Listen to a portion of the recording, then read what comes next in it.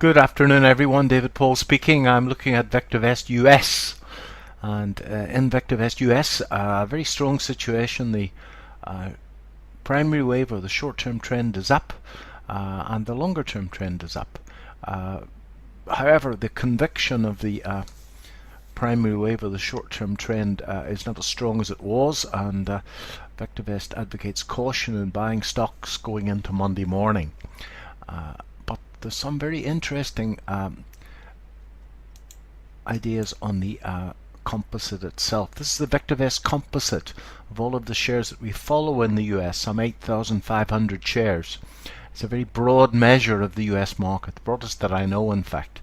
As we can see, it's been trading in this textbook 5-wave triangle, broke out of it, come back and kissed it. I always like that little double bottom, it's a good sign, and pushing up the page quite strongly. Now I'm reasonably bullish of this, and I've shown this chart before, but if I pull up a weekly chart over 3 years, we can see that this trend since March 2009, very strong indeed, and this market just broken out of this triangle. If I put on my MACD, I can see that there's a very strong reverse divergence here, where the price is making a rising bottom, but the indicator making a falling bottom, and has just crossed on the upside as this market moves up the page. Now, technically, this means that there's a high probability of a further move upwards, and it's a setup that stood me in very, very good stead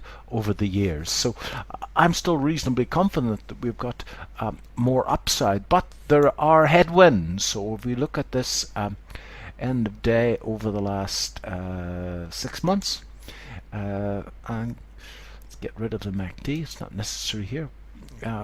What I've got is a situation where I can see clearly why we've got resistance on this chart, because if I go from that top and draw a fib retracement down to that low, you can see that the market has stopped at a level that fib players love. It's a 78% retracement.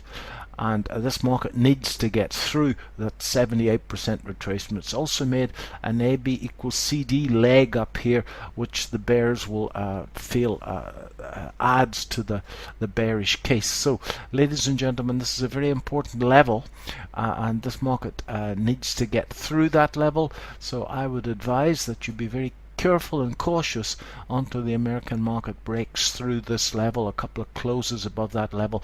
Then I think the game is back on again. So a very, very important level. I'm still holding positions, done very well in Amazon and in Micron.